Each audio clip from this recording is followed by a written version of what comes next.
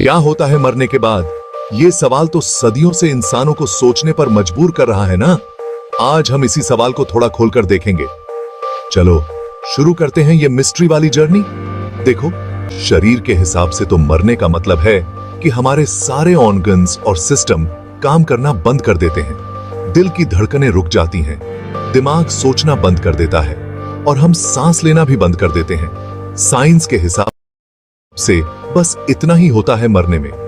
लेकिन बहुत सी कल्चर और धर्मों में इससे भी आगे की बातें होती हैं। जैसे कि हिंदू धर्म में मरने के बाद आत्मा की यात्रा का बड़ा महत्व है। इसे जन्म या मोक्ष से समझा जाता है।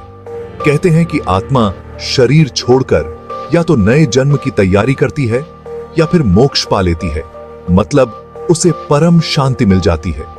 बौद्ध धर्म में भी पुनर्जन्म की बात होती है, लेकिन वहां कर्म और निर्वाण भी अहम होते हैं। माना जाता है कि मरने के बाद आत्मा का अगला जन्म उसके पिछले कर्माओं पर होता है। अच्छे कर्म अच्छे जन्म में ले जाते हैं और बुरे कर्माओं का उल्टा होता है।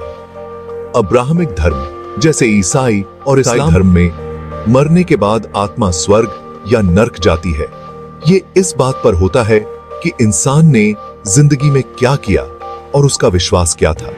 इस्लाम में भी जन्नत और जहन्नुम होते हैं, जहां आत्मा को उसके कर्माओं का हिसाब मिलता है।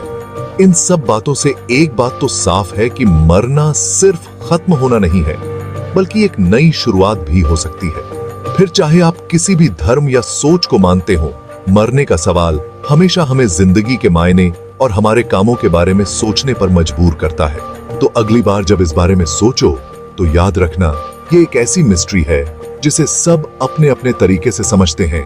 शुक्रिया, और फिर मिलेंगे किसी नए ख्याल के साथ।